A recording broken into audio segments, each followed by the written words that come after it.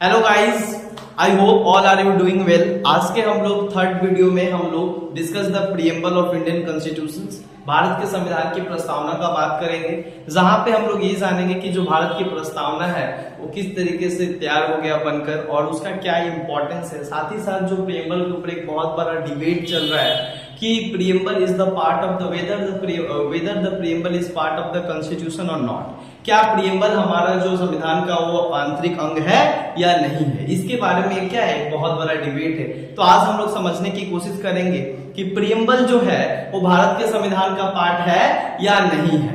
तो सबसे पहले हम लोग स्टार्ट करते हैं कि जो आइडिया है प्रीएम्बल का, सबसे पहले अमेरिकन संविधान, American constitution was the first constitution in the world who drafted the preamble. जिन्होंने सबसे पहले क्या किया, संविधान बनाते टाइम एक प्रीएम्बल तैयार किया, जहां पे क्या होता है कि संविधान बनाने से पहले संविधान के एक मूलभूत ढांचे बनाया जाता है, एक बेसिक स्ट्रक्चर्स बनाया जाता है, जिसके बेसिस पे किसी भी देश का संविधान को तैयार किया जाता है।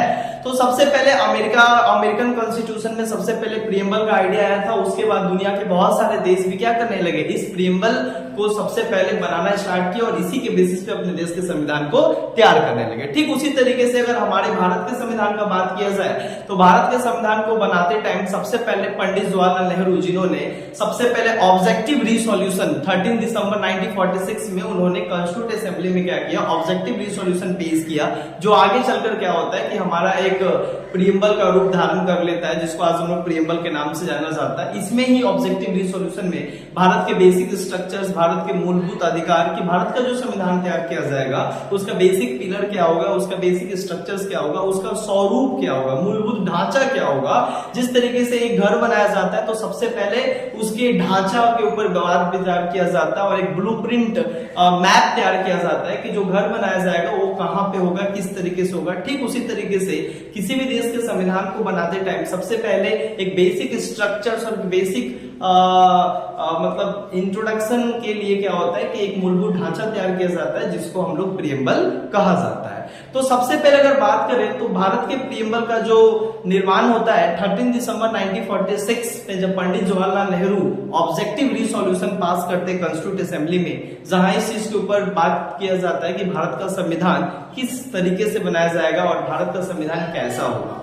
इसको लेकर क्या होता है कि आगे चलकर भारत के संविधान 26 नवंबर 1949 ईस्वी को क्या होता है कि जो प्रीएम्बल है उसको हम लोग अडॉप्ट कर लेते हैं। और साथ ही साथ हमारा जो प्रीएम्बल है आज तक केवल एक बार ही क्या किया गया, प्रीएम्बल में अमेंडमेंट किया गया है। वो अमेंडमेंट किया गया कब, 42 अमेंडमेंट एक्ट 1946। 42 अमेंडमेंट एक्ट 1946 में क्या किया गया, 1976 में क्या किया गया, सबसे पहले हमारे भारत के प्रस्तावना में चेंजेस लाया गया, जिसको एक मिनी कॉन्स्टिट्यूशन और मिनी अमेंडमेंट के नाम से भी जाना जाता है, क्योंकि ये प्रीएम्बल में सबसे 3 नए वर्ड को क्या किया गया, इस अमेंडमेंट के द्वारा इसमें जोड़ा गया। वो कौन कौन सा वर्ड था, सबसे पहला जो वर्ड जोड़ा गया उसको हम लोग कहते हैं सोशलिस्ट। सबसे पहले सोशलिस्ट जोड़ा गया। दूसरा जो वर्ड था उसको हम लोग कहते हैं सेकुलर, और तीसरा जो वर्ड था जिसको हम लोग बोलते हैं इंटीग्रिटी। ये 3 वर्ड क्या किया गया, 42वें संविधान संशोधन 1976 ईस्वी में इंदिरा गांधी के सरकार के टाइम पे ये अमेंडमेंट बिल लाया गया था, और इस अमेंडमेंट बिल के आधार पे हमारे भारत के प्रस्तावना में 3 नए वर्ड को क्या किया गया, जोड़ा गया। तो पहला वर्ड जो है सोशलिस्ट, सेकुलर और इंटीग्रिटी।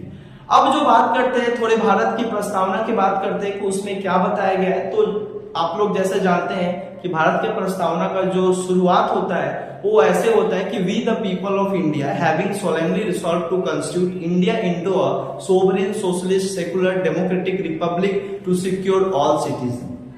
हमारा ये क्या है कि बेसिक इंट्रोडक्शन है जो प्रीएम्बल में हम लोग का मेंशन किया गया। साथ ही साथ क्या है कि प्रीएम्बल में हम लोग की जस्टिस का बात किया गया है। कितने तरीके का जस्टिस का बात किया गया है, 3 तरीके का जस्टिस का बात किया गया है, जो आगे पढ़ेंगे। साथ ही साथ लिबर्टी का बात किया गया है। हमारा जो प्रीएम्बल है, प्रस्तावना है, वो हमको क्या करता है, सभी नागरिकों को स्वतंत्रता देता है। कितने तरीके की स्वतंत्रता देता है, इसको भी हम लोग ब्रीफ में बात करेंगे। साथ ही साथ क्या होता है कि हमारा प्रस्तावना में इक्वालिटी के ऊपर भी बात किया गया है कि सभी नागरिकों को समान ट्रीटमेंट होगा, समान अपॉर्चुनिटी और समान स्टेटस उनको दिया जाएगा। साथ ही साथ फ्रेटर्निटी का भी बात किया जाता है कि हमारे देश में सभी को भाईचारे की भावना बनाकर रखना होगा। और ये जो प्रियम्बल है वो 26 नवंबर 1949 ईस्वी को भारत को इसका अंग बनाया, भारत के संविधान के इसका अंग बनाया जाता है और इसको एडॉप्ट किया जाता है। साथ ही साथ अगर हम लोग इसका बात करें, हमारे पूरे प्रस्तावना में, भारत के प्रस्तावना में 9 जो है सबसे की वर्ड है जिसको हम लोग को क्या करना पड़ेगा, जानना होगा। और ये जो 9 की वर्ड्स है, these are the basic structures and the basic pillars of Indian constitution. इसको एक बेसिक स्ट्रक्चर्स और एक बेसिक पिलर माना जाता है भारत के संविधान को, जो कभी भी क्या है कि ये भारत के डेमोक्रेसी और भारत के संविधान का क्या करता है, एक इंटरप्रेट और एक इंट्रोडक्शन है कि भारत का संविधान इसी बेसिस पे तैयार किया गया है। तो सबसे पहले हम लोग जो पहला वर्ड हमारे संविधान में है जिसको हम लोग बोलते हैं सोवरेन। सबसे पहला जो वर्ड है सोवरेन। तो what do mean by sovereign? Sovereign जो हमारे भारत के प्रस्तावना में बताया गया है उसका अर्थ क्या होता है? तो सोवरेन कहने का मतलब होता है कि भारत अब पूर्ण रूप से आजाद है। भारत के ऊपर किसी भी तरीके से किसी भी देश का या आंतरिक और बाहर तरीके से किसी भी देश या किसी भी कंपनी का क्या है कि कोई अधिकार नहीं है। India is fully free to act internal and external affairs, right. Bharat अब पूर्ण तरीके से क्या है, स्वतंत्र है और अपना विदेश नीति बनाने के लिए तथा कोई भी डिसीजन लेने के लिए वो पूरे तरीके से स्वतंत्र है, आंतरिक डिसीजन लेने के लिए और एक्सटर्नल डिसीजन भी लेने के लिए। तो ये सोवरेनिटी ये हम लोग को बताता है कि भारत क्या है, पूर्ण रूप से आजाद है और आंतरिक तरीके से भी आजाद है पूरे तरीके से और बाहरी तरीके से भी आजाद है। इसको ही हम लोग कहते हैं सोवरेनिटी। किसी भी देश, कोई भी देश अगर क्या करना चाहता है कि अपना फॉरेन पॉलिसी बनाना चाहता है तो सबसे पहले उसको सोवरेन होना, इसका मतलब होता है इंडिपेंडेंट होना, फुल्ली इंडिपेंडेंट होना क्या है, काफी ज्यादा जरूरी है। जो 1950 26 जनवरी 1950 ईस्वी को भारत एक संप्रभुशाली देश बन चुका है। साथ ही साथ क्या है कि दूसरा जो वर्ड है जिसको हम लोग बोलते हैं सोशलिस्ट। जो दूसरा हमारे प्रस्तावना में जो सबसे इंपॉर्टेंट वर्ड है उसको हम लोग बोलते हैं सोशलिस्ट। सोशलिस्ट कहने का मतलब होता है समाजवाद। समाजवाद कहने का मतलब होता है कि भारत जो है एक समाजवादी देश है, राइट। हमारे जो संविधान निर्माता थे वो भारत को एक समाजवादी देश बनाने के ऊपर काफी ज्यादा जोर दिए, सोशलिस्ट डेमोक्रेटिक कंट्री बनाने के ऊपर काफी ज्यादा जोर दिए। जहां पे ये बताया गया था कि India follow a mixed economic. इसका मतलब होता है भारत जो है ज्यादातर पब्लिक एंड प्राइवेट जितने भी सेक्टर होते हैं दोनों ही हमारे देश में चलाया जाएगा। दैट मीन्स लिबरल इकोनॉमी को भी वैल्यू दिया जाएगा और सोशलिस्ट पैटर्न ऑफ इकोनॉमी को भी क्या किया जाएगा, वैल्यू दिया जाएगा और दोनों को अपनाकर भारत को आगे बढ़ाया जाएगा। और भारत हमेशा क्या करेगा कि समाजवाद कहने का मतलब होता है सभी व्यक्ति को लेकर और सभी प्राइवेट एंड पब्लिक कंपनी को एक साथ लेकर क्या करेगा, आगे बढ़ेगा, क्योंकि ये भारत के विकास के लिए काफी ज्यादा जरूरी है। बेसिकली ये जो सोशलिस्ट है वो एक गांधीयन सोशलिस्ट का बात यहाँ किया जाता है कि हमारे देश में जो समाजवाद का बात किया गया है वो एक गांधीयन सोशलिस्ट है, ना कि मार्क्सियन सोशलिस्ट है। मार्क्सियन सोशलिस्ट को उतना ज्यादा हमारे संविधान में तवज्जो नहीं दिया गया है। हमको जो तवज्जो दिया गया उसको बोलते हैं गांधीयन सोशलिस्ट। साथ ही साथ जो तीसरा सबसे इंपॉर्टेंट वर्ड है जिसको सेक्युलर, तो सोशलिस्ट और सेक्युलरिज्म ये दोनों 42 अमेंडमेंट एक्ट 1976 के द्वारा क्या किया गया, भारत के संविधान में जोड़ा गया। साथ ही साथ ये जो सेक्युलरिज्म है, सेक्युलरिज्म कहने का मतलब हमारे भारत के संविधान में किसी भी तरीके से 1976 के पहले भारत का संविधान तैयार तो हो गया था, लेकिन बहुत बड़ा एक विवेक था कि भारत क्या सेक्युलर कंट्री है कि किसी एक धार्मिक देश है।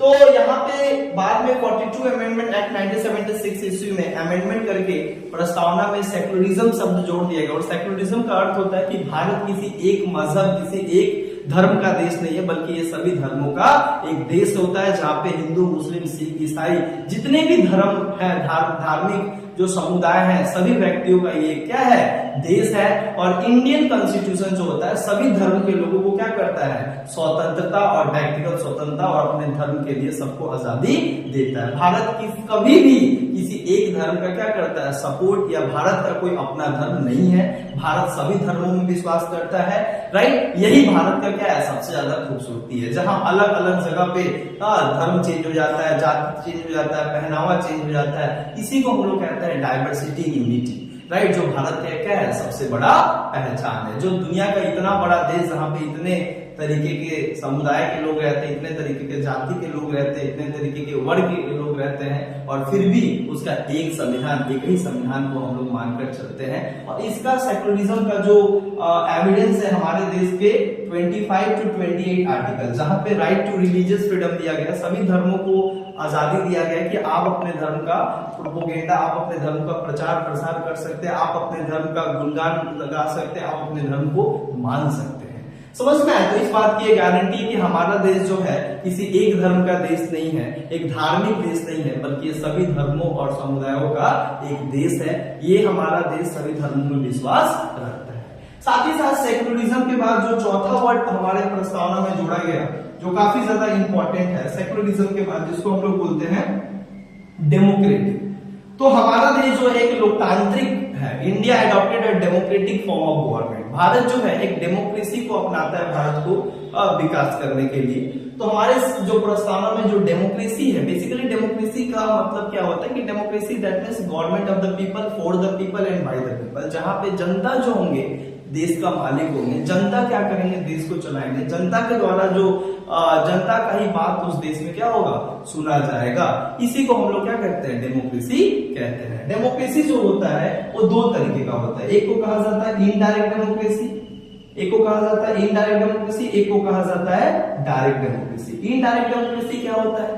इनडायरेक्ट डेमोक्रेसी उस तरीके की डेमोक्रेसी को कहा जाता है जहां पे जो है लोग जो है डायरेक्टली जाकर देश के कानून नहीं बनाते हैं, डायरेक्टली जाकर देश के लिए आदेश या देश के लिए कोई भी क्या करते हैं, डिसीजन नहीं लेते हैं। वहां इनडायरेक्टली उनके द्वारा चुने गए जो रिप्रेजेंटेटिव है वो जाकर पार्लियामेंट और स्टेट लेजिस्लेचर में जाकर उनके लिए क्या करते हैं, उनका काम करते हैं। इसीलिए उनको कहा जाता है इनडायरेक्ट डेमोक्रेसी। इनडायरेक्ट डेमोक्रेसी को एक और नाम से जाना जाता है, इसको बोलते हैं representative democracy, where the people elect their representative, और वो जो रिप्रेजेंटेटिव है वो जाकर संविधान, वो जाकर पार्लियामेंट और स्टेट लेजिस्लेचर में उनके लिए कानून बनाते हैं। इसका मतलब होता है कि इनडायरेक्टली लोगों का ही काम हुआ, लोगों के ही द्वारा कानून बनाया गया। दूसरा क्या होता है, direct democracy. Direct democracy is a type of democracy where the people directly participate in the law making, in the decision making, in all the affair of state. जहां पे क्या होता है, लोग डायरेक्टली जाके प्रत्यक्ष रूप से जाकर क्या करते हैं, देश की कानून बनाने की विधि में भाग लेते हैं, देश के काम में भाग लेते हैं, और देश के लिए सारा काम वो खुद ही क्या करते हैं, प्रत्यक्ष रूप से करते हैं। इसका सबसे बेस्ट एग्जांपल है डायरेक्ट डेमोक्रेसी का स्विट्जरलैंड, राइट। और इनडायरेक्ट डेमोक्रेसी का जो बेस्ट एग्जांपल है वो USA and India, these are the example of indirect democracy. Basically जो इनडायरेक्ट डेमोक्रेसी होता है वो और भी दो तरीके का होता है। वो दो तरीके का होता है, एक को कहा जाता है पार्लियामेंट्री और एक को कहा जाता है प्रेसिडेंशियल। तो दो तरीके का सिस्टम होता है, एक पार्लियामेंट्री सिस्टम और एक होता है प्रेसिडेंशियल सिस्टम। पार्लियामेंट्री सिस्टम किसको कहते हैं? Parliamentary system India adopted a parliamentary system. जैसे भारत जो है, भारत को चलाने के लिए पार्लियामेंट्री सिस्टम अपनाया गया है, जहां पे क्या होता है कि executive is responsible to the legislature. जहां पे कार्यपालिका क्या होता है कि व्यवस्थापिका के प्रति उत्तरदायित्व होता है, और देश में जो एक्चुअली जो सुपीरियर पावर होता है वो लेजिस्लेचर का होता है। पार्लियामेंट्री को कहा जाता है वेस्ट मिनिस्टर सिस्टम भी कहा जाता है, जहां पे क्या होता है कि कैबिनेट देश को चलाता है। दैट मीन्स कहने का मतलब होता है कि एग्जीक्यूटिव जो है is not the head of government and not head of state. जो एग्जीक्यूटिव होता है वो देश का और सरकार का हेड नहीं होता है, एग्जीक्यूटिव केवल सरकार का हेड होता है। और जो प्रेसिडेंट होता है वो बेसिकली वो क्या होता है, स्टेट का हेड होता है। साथ ही साथ प्रेसिडेंशियल सिस्टम का मतलब क्या होता है कि जहां पे प्रेसिडेंट जो होता है इज द हेड ऑफ, सरकार का प्रधान और देश का प्रधान दोनों ही क्या होता है, एक एग्जीक्यूटिव हेड होता है, जिसको हम लोग बोलते हैं प्रेसिडेंशियल सिस्टम। प्रेसिडेंशियल सिस्टम कहां पाया जाता है? अमेरिका इसका बेस्ट एग्जांपल है। तो इस तरीके से क्या होता है कि हमारा देश डेमोक्रेटिक में विश्वास करता है, डेमोक्रेसी में विश्वास करता है। इसका मतलब है डेमोक्रेटिक तरीके से देश को चलाया जाएगा, देश को चलाने में लोगों का भागीदारी होगा, राइट। जहां पे लोग अपने देश को क्या करेंगे, चलाएंगे, लोग अपने देश के लिए कानून बनाएंगे, लोग अपने देश के लिए काम करेंगे। सो इसको कहा जाता है डेमोक्रेसी। साथ ही साथ क्या होता है कि डेमोक्रेसी के बाद जो पांचवा जो वर्ड हम लोग को जोड़ा गया, जो काफी ज्यादा इंपॉर्टेंट है डेमोक्रेसी के बाद, जिसको हम लोग क्या बोलते हैं, रिपब्लिक, रिपब्लिकन। तो तो ये जो रिपब्लिकन है, रिपब्लिकन को हम लोग कहते हैं गणतंत्र। रिपब्लिकन बेसिकली क्या होता है कि is an form of democracy. Basically क्या होता है कि डेमोक्रेसी में दो फॉर्म होता है, एक को कहा जाता है रिपब्लिक, एक को कहा जाता है मोनार्की। तो हमारा जो भारतीय जो संविधान है adopted a Republican post, Republican government of state. इसका मतलब होता है हमारा जो हेड ऑफ स्टेट होगा was directly elected, directly and indirectly elected by the people. हमारा जो देश का प्रधान होगा, हेड ऑफ स्टेट होगा, जैसे हमारा हेड ऑफ स्टेट होता है देश का राष्ट्रपति, वो भी जो राष्ट्रपति का पद होता है वो जनता के द्वारा चुन कर जाया जाता है। इलेक्शन के द्वारा कोई भी देश का राष्ट्रपति बन सकता है। हमारे देश में कोई भी व्यक्ति देश का राष्ट्रपति बन सकता है क्योंकि एक इलेक्शन प्रोसेस के द्वारा ये किया जाता है, राइट। इसीलिए इसको कहा जाता है रिपब्लिकन।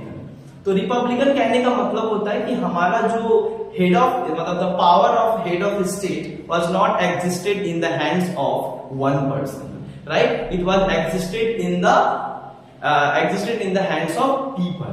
दैट मीन्स क्या होता है कि व्यक्ति क्या करते हैं, राष्ट्रपति को चुनते हैं। इसका मतलब होता है कि राष्ट्रपति भी क्या होते हैं, एक रिप्रेजेंटेटिव के रूप में लोगों का काम करते हैं। बट ये ब्रिटेन में क्या होता है कि उल्टा है। ब्रिटेन में जो है वहां मोनार्की सिस्टम चलता है। मोनार्की कहने का मतलब होता है कि the head of state was come from the hereditary system. इसका मतलब होता है राजा का बेटा ही राजा होगा और वही केवल एक वंश परंपरा के द्वारा देश को चलाया जाएगा, जहां पे कोई व्यक्ति देश का प्रधान नहीं बन सकता, हेड ऑफ स्टेट नहीं बन सकता। इसको कहा जाता है मोनार्की सिस्टम, जो भारत क्या करता है, अपनाता नहीं है। तो भारत में रिपब्लिकन गवर्नमेंट है जहां पे देश का राष्ट्रपति कोई भी व्यक्ति बन सकता है। देश का राष्ट्रपति को भी जो है जो चुनाव होता है वो जनता के द्वारा इनडायरेक्टली किया जाता है।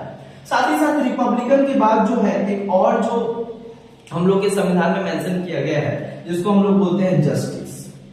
सो जस्टिस काफी ज्यादा इंपॉर्टेंट है। Justice, the idea of justice basically was derived from the Russian revolution in 1917। हमारे जो संविधान के निर्माता थे उन्होंने क्या किया कि जो प्रस्तावना में ये जस्टिस शब्द का जो इस्तेमाल किया गया है वो रशिया में हो रहे जो रेवोल्यूशन 1917 ईस्वी में हो रहे थे, जहां वीआई लेनिन जार सिस्टम के खिलाफ और कैपिटलिस्ट सिस्टम के खिलाफ रेवोल्यूशन कर रहे थे। तो वहां ही सबसे पहले क्या हुआ कि ये जस्टिस का आइडिया आया। तो हमारा इस जस्टिस के आइडिया को रशिया के रेवोल्यूशन से लिया गया है, जो हमारे प्रस्तावना में इसको डाला गया है। जो हमारे जो प्रस्तावना में जस्टिस है वो 3 तरीके के जस्टिस का बात करते हैं। हमारा देश का संविधान कहता है कि हमारे हर एक व्यक्ति को 3 तरीके का जस्टिस क्या होगा, उनको सिक्योर और उनको प्रोवाइड किया जाएगा। एक को कहा जाता है सोशल जस्टिस, दूसरे को कहा जाता है इकोनॉमिक जस्टिस और तीसरे को कहा जाता है पॉलिटिकल जस्टिस। सोशल जस्टिस कहने का मतलब क्या होता है कि इसका मतलब होता है कि कोई भी व्यक्ति किसी भी धर्म, किसी भी जाति, किसी भी जन्म स्थान, किसी भी लिंग, किसी भी वर्ग, किसी भी तरीके से उनके साथ क्या धर्म के आधार पर उनका भेदभाव या सामाजिक कोई भी जो गुट या कोई भी वर्ग के आधार पर उनके साथ भेदभाव नहीं किया जाएगा और उनको जो है equal payment for equal work, equal payment for equal work उनको दिया जाएगा। जितना वो काम करेंगे उतना उनको पैसा दिया जाएगा, उनको समाज में एक समान इज्जत दिया जाएगा। तो सोशल जस्टिस कहने का मतलब होता है कि उनको जो है समाज में एक स्टेटस, एक समान स्टेटस उनको प्रोवाइड किया जाएगा। साथ ही साथ इकोनॉमिक जस्टिस कहने का मतलब क्या होता है कि जो जस्टिस दिया जाएगा वो इकोनॉमिक के बेस्ड पे नहीं दिया जाएगा। कोई भी व्यक्ति किसी भी बैकग्राउंड से बिलोंग करो, चाहे वो अपर क्लास से बिलोंग करो, चाहे मिडिल क्लास से बिलोंग करता हो, चाहे वो लोअर क्लास से बिलोंग करता हो, उनको क्या किया जाएगा, जस्टिस दिया जाएगा। और हमारा जो जुडिशरी है उनको बिना किसी क्या है वर्ग, ये सारा चीज को, तो यहाँ कहने का मतलब होता है कि किसी भी व्यक्ति को उसके इकोनॉमिक बैकग्राउंड के आधार पे उसके साथ अन्याय नहीं किया जाएगा, चाहे वो किसी भी वर्ग से बिलोंग करता हो, चाहे गरीब हो चाहे अमीर हो, उसको क्या किया जाएगा, जस्टिस दिया जाएगा।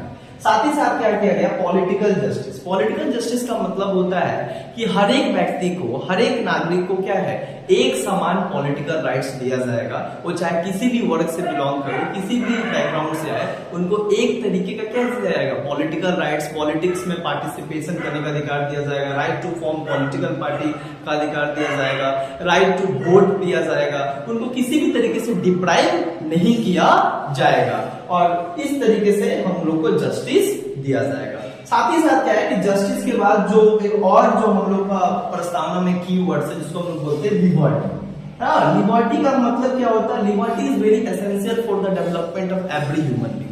किसी भी व्यक्ति को विकास करने के लिए स्वतंत्र होना काफी ज्यादा जरूरी है। अगर उसके पास कोई राइट्स नहीं है, अगर वो आजाद नहीं है, तो वो ज्यादा अपने आप को डेवलप नहीं कर पाएगा। इसीलिए क्या है कि हमारे प्रस्तावना में लिबर्टी शब्द का इस्तेमाल किया गया। लिबर्टी का अर्थ होता है कि हर एक व्यक्ति को क्या किया जाएगा? कुछ आजादी दिया जाएगा। कितने तरीके का आजादी का बात किया जाता है हमारे प्रियम्बल में?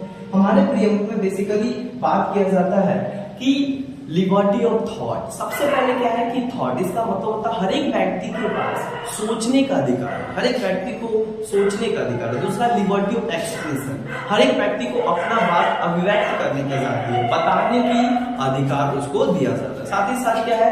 लिबर्टी ऑफ बिलीफ, हर एक व्यक्ति को किसी चीज के ऊपर भरोसा, किसी चीज के ऊपर आस्था करने का अधिकार है। लिबर्टी ऑफ फेथ, उसको आस्था निष्ठा उसके ऊपर वो रखने का अधिकार है। साथ ही साथ स्वतंत्रता का बात किया जाता है और ये स्वतंत्रता काफी ज्यादा जरूरी है एक डेमोक्रेसी को हेल्दी रखने के लिए। समझ आया?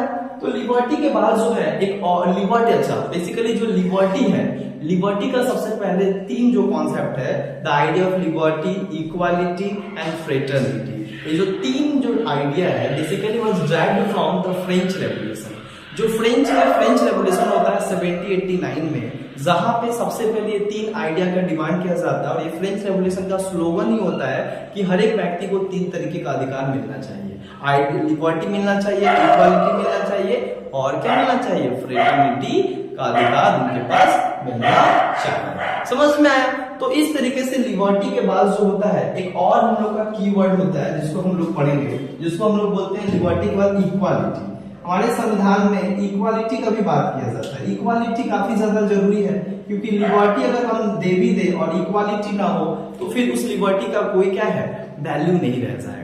हाँ, इक्वालिटी का मतलब होता है कि समाज में जितने भी लोग हैं, हर एक व्यक्ति तो एक तरीके के बैकग्राउंड, एक तरीके की फैमिली या एक तरीके के धर्म से नहीं आ रहा है। हर एक व्यक्ति अलग अलग बैकग्राउंड, अलग अलग धर्म, अलग अलग जाति से आ रहा है, बट सभी को एक तरीके से ट्रीट किया जाए, इससे यही एक सबसे इंपॉर्टेंट क्या है? मतलब कॉन्सेप्ट है जिसको हम बोलते हैं आइडिया ऑफ इक्वालिटी। मतलब every person should be treated equally, हर एक इंसान को एक जैसे देखा जाए, एक जैसे ट्रीट किया जाए, जो कि हमारे प्रस्तावना में इक्वालिटी का बात किया जाता है। तो इक्वालिटी का दो बात किया जाता है कि इक्वालिटी इन स्टेटस, मतलब हर एक व्यक्ति चाहे वो किसी भी धर्म से आए, भले वो क्षत्रिय से आए, वैश्य से आए, शूद्र से आए, चाहे ब्राह्मण से आए, चाहे वो किसी भी जाति से आए, चाहे किसी भी वर्ग से आए, चाहे किसी भी जेंडर से आए, सबको एक जैसा स्टेटस समाज में दिलवाना ही क्या है? इस इक्वालिटी का मेन मकसद है।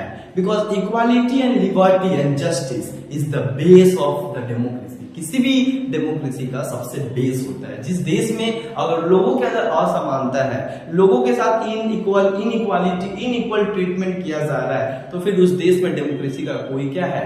कोई मतलब फायदा नहीं है। तो स्टेटस के बारे में किया जा रहा है कि हर एक व्यक्ति का स्टेटस क्या होगा? समाज में समान होगा, चाहे वो कोई भी बैकग्राउंड से आता हो। दूसरा क्या है? Opportunity, equal opportunity. जितने भी लोग हैं, right, all the section of the society have equal opportunity in the matters of public employment, right? मतलब नौकरी लेने में हर एक व्यक्ति को समान अवसर दिया जाएगा, चाहे वो किसी भी फैमिली से आए, किसी भी बैकग्राउंड से आए, राइट? यही इक्वालिटी का सबसे बड़ा क्या है? पहचान है। तो हमारे प्रियम्बल में दो इक्वालिटी का बात किया जाता है, equality in status and equality in opportunity for public employment. Okay, मतलब नौकरी लेने में सभी को समान अवसर दिया जाएगा। साथ ही साथ इक्वालिटी के बाद जो लास्ट हम लोग का सबसे इंपॉर्टेंट मतलब जो की एक वर्ड है जिसको हम लोग बोलते हैं fraternity. Fraternity, so basically liberty, equality and fraternity, ये तीन ही जो आइडिया है ये बेसिकली फ्रेंच रेवोल्यूशन से लिया गया। 1789 से 90 तक क्या हुआ था? ये फ्रेंच रेवोल्यूशन हुआ था, जिसका मेन इस रेवोल्यूशन का स्लोगन ही था और डिमांड यही था। जो हमारे जो फ्रेमर्स ऑफ इंडियन कॉन्स्टिट्यूशन थे, उन लोगों ने इस तीन आइडिया को हमारे भारत के प्रस्तावना का पार्ट बनाया, राइट? फ्रेटर्निटी, फ्रेटर्निटी कहने का मतलब क्या होता है? फ्रेटर्निटी का मतलब होता है idea of brotherhood. Idea of unity and integrity of the country. That means हम सभी व्यक्ति जो है अलग अलग समुदाय से हैं, वो बात की बात है, लेकिन सभी व्यक्ति अलग अलग समुदाय के होने के बावजूद भी आपस में भाईचारे की भावना, अपने देश के प्रति देश प्रेम, अपने देश के प्रति लॉयल रहना और देश की एकता और अखंडता को हमेशा बनाए रखना और to respect all the women and the dignity of individual. हर एक औरत तथा हर एक व्यक्ति के मर्यादा की रिस्पेक्ट करना ही क्या है हम लोग का सबसे बड़ा ये idea, that is called the idea of fraternity. इस तरीके से ये पूरा प्रीएम्बल का क्या है, ये सारा चीज पार्ट है। साथ ही साथ क्या है कि बहुत सारे ऐसे स्कॉलर्स और बहुत सारे मेंबर्स ऑफ कॉन्स्टिट्यूट असेंबली हैं और बहुत सारे कॉन्स्टिट्यूशनल एक्सपर्ट है जिन्होंने प्रीएम्बल को क्या किया, अलग अलग तरीके से डिफाइन करने की कोशिश किया। इसको हम लोग कह सकते हैं कि significance of the preamble of India. Bharat की जो प्रस्तावना है उसका महत्व, उसके बारे में बहुत अलग अलग व्यक्ति लोग ने अलग अलग बात कहा। साथ ही साथ एक और व्यक्ति थे जिनका नाम था sir Alladi Krishnaswamy Ayyar, was a member of drafting committee, जिन्होंने क्या कहते हैं संविधान के प्रस्तावना के बारे में कहते हैं कि प्रीएम्बल जो सर अल्लादी कृष्णस्वामी अय्यर क्या कहते हैं कि the preamble to our constitution expresses what we had thought और ड्रीम सो लॉन्ग। वो ये बताते हैं कि प्रीएम्बल जो है ये हम लोग को क्या करता है, ये बताता है कि हम लोग जब इसको बना रहे थे प्रीएम्बल तो हम लोग क्या सपना देखे थे और कितना लंबा सपना देखे थे। तो बेसिकली जो प्रीएम्बल है, N A. Palkhivala was an another eminent Indian jurist जिनका कहना था कि preamble is the identity card of Indian constitution. जो प्रस्तावना है वो संविधान का क्या है, एक आइडेंटिटी कार्ड है जो संविधान के बारे में क्या करता है, बताता है। और बहुत सारे स्कॉलर्स का अलग अलग कहना था, बहुत सारे स्कॉलर्स का कहना था कि preamble is the preface and the introduction to the constitution. Preamble जो होता है किसी भी संविधान का क्या होता है, एक परिचय होता है जो संविधान की परिचय देता है। अगर आप पूरे संविधान को पढ़ने का आपके पास टाइम नहीं है, लेकिन आप केवल उस देश के एक केवल प्रीएम्बल को आप पढ़ते हैं, तो इससे आपको basic structures of Indian constitution को काफी अच्छे से आप समझ पाते हैं। साथ ही साथ और भी अनदर स्कॉलर्स थे जिनका नाम था अकॉर्डिंग टू के Munshi, right. K Munshi was the member of drafting committee, जिनका क्या कहना था कि preamble is the horoscope of our sovereign democratic republic. जो प्रीएम्बल है वो क्या है, एक हॉरोस्कोप है, मतलब क्या है, एक जन्म राशि है, राइट। हमारे भारत के जो सोवरेन मतलब संप्रभुता लोकतांत्रिक समाज, भारत की जो प्रस्तावना है उसका महत्व, उसके बारे में बहुत अलग अलग व्यक्ति लोग ने अलग अलग बात कहा। साथ ही साथ एक और व्यक्ति थे जिनका नाम था sir Alladi Krishnaswamy Ayyar, was a member of drafting committee, जिन्होंने क्या कहते हैं संविधान के प्रस्तावना के बारे में कहते हैं कि प्रीएम्बल जो सर अल्लादी कृष्णस्वामी अय्यर क्या कहते हैं कि the preamble to our constitution expresses what we had thought और ड्रीम सो लॉन्ग। वो ये बताते हैं कि प्रीएम्बल जो है ये हम लोग को क्या करता है, ये बताता है कि हम लोग जब इसको बना रहे थे प्रीएम्बल तो हम लोग क्या सपना देखे थे और कितना लंबा सपना देखे थे। तो बेसिकली जो प्रीएम्बल है, N A. Palkhivala was an another eminent Indian jurist जिनका कहना था कि preamble is the identity card of Indian constitution. जो प्रस्तावना है वो संविधान का क्या है, एक आइडेंटिटी कार्ड है जो संविधान के बारे में क्या करता है, बताता है।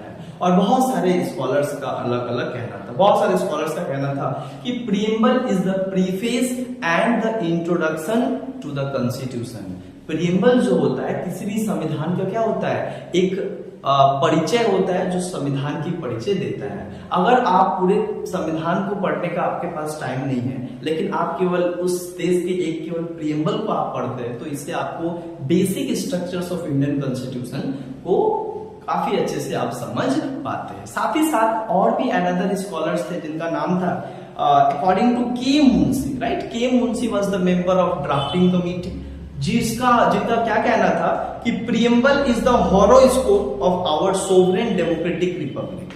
जो प्रीएम्बल है वो क्या है, एक हॉरोस्कोप है, मतलब क्या है, एक जन्म राशि है, राइट। हमारे भारत के भारत के जो सोवरेन मतलब संप्रभुता लोकतांत्रिक समाज का, right. That means preamble is act and is the horoscope of our Indian constitution. समझ में आ रहा है। साथ ही साथ और भी एक इमिनेंट स्कॉलर्स का कहना था जिनका नाम है पंडित ठाकुरदास भार्गवा। उनका कहना था कि the preamble is the most precious part of the constitution, it is the soul of the constitution and it is the key of the constitution. इस तरीके से क्या है कि बहुत सारे पॉलिटिकल साइंटिस्ट, बहुत सारे पॉलिटिकल स्कॉलर, साथ ही साथ बहुत सारे member of constitution, member of constitute assembly अलग अलग क्या करते हैं, प्रीएम्बल के ऊपर सारा चीज बात कहते हैं। लेकिन इसके बावजूद भी एक सबसे बड़ा क्या होता है कि डिबेट आता है इस चीज के ऊपर कि whether the preamble is part of the constitution और not the part of the constitution. क्या ये जो प्रीएम्बल है भारत के संविधान का एक इंटरगल पार्ट है कि भारत के संविधान का इंटरगल पार्ट नहीं है, कि भारत के संविधान से अलग है। इसके बारे में क्या है, डिबेट आता है।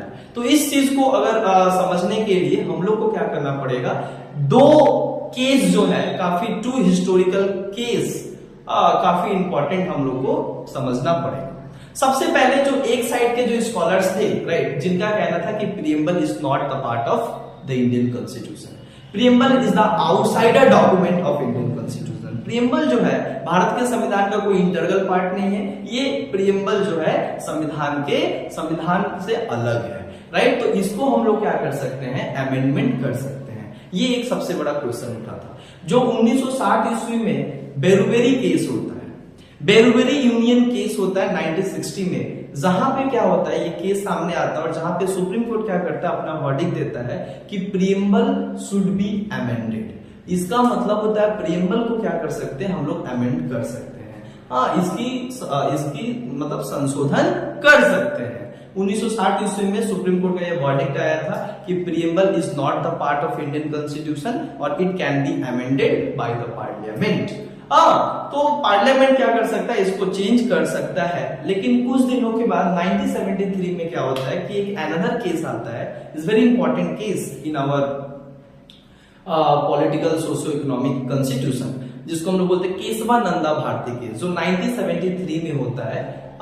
केरला और एक केशवानंदा भारती केस, केशवानंदा भारती एक मठ के पुजारी थे जिन्होंने ये केस किया था, सुप्रीम कोर्ट में ये गया था। तो 13 बेंचों के जज ने इस बात पे डिसाइड किया था, ये उनका कहना था कि preamble is an integral part of Indian constitution and the supreme court rejected their earlier verdict on the preamble. जो प्रीएम्बल पे 1960 ईस्वी में जो बेरुवेरी यूनियन केस में जो सुप्रीम कोर्ट का कहना था कि प्रीएम्बल पार्ट नहीं है, यहाँ पे सुप्रीम कोर्ट क्या करता है, रिजेक्ट कर देता है अपना प्रारंभिक डिसीजन और नया डिसीजन देता है कि preamble is an integral part of the Indian Constitution और preamble is an basic structures of Indian Constitution और it cannot be amended। इसको amend नहीं किया जा सकता है क्योंकि ये भारत का एक आंतरिक ढांचा है, एक भारत का मूलभूत ढांचा है। अगर इसको हम लोग क्या करें, अमेंडमेंट करेंगे तो इससे क्या होगा कि भारत के डेमोक्रेसी और भारत का जो मूलभूत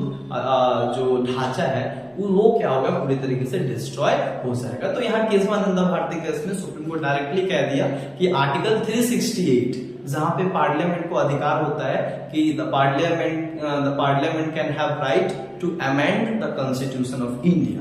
बट यहाँ पे केशवानंदा भारती केस में सुप्रीम कोर्ट कहता है कि आप पार्लियामेंट कॉन्स्टिट्यूशन में कुछ चेंजेस ला सकता है, लेकिन इसका जो बेसिक स्ट्रक्चर्स है कॉन्स्टिट्यूशन का, basic pillars of Indian constitution which was mentioned in the preamble, so preamble can't be amended. Preamble को हम लोग अमेंड नहीं कर सकते हैं। साथ ही साथ इसके बाद LIC ऑफ यूनियन केस आता है 1995 में LIC ऑफ यूनियन केस, जहां पे भी ये बात को सुप्रीम कोर्ट फिर दोहराता है कि हम लोग क्या कर सकते हैं, पार्लियामेंट जो है प्रीएम्बल को अमेंड नहीं कर सकता है because preamble is an integral part of Indian constitution. इस तरीके से क्या होता है कि हम लोग को समझ में आता है कि ये पूरा जो कॉन्सेप्ट था, एक डिबेट था कि क्या ये अमेंड होना चाहिए कि ये अमेंड नहीं होना चाहिए। तो थैंक यू यहाँ तक, और उसके बाद हम लोग नेक्स्ट वीडियो में एक नए टॉपिक के साथ मिलेंगे। Thank you.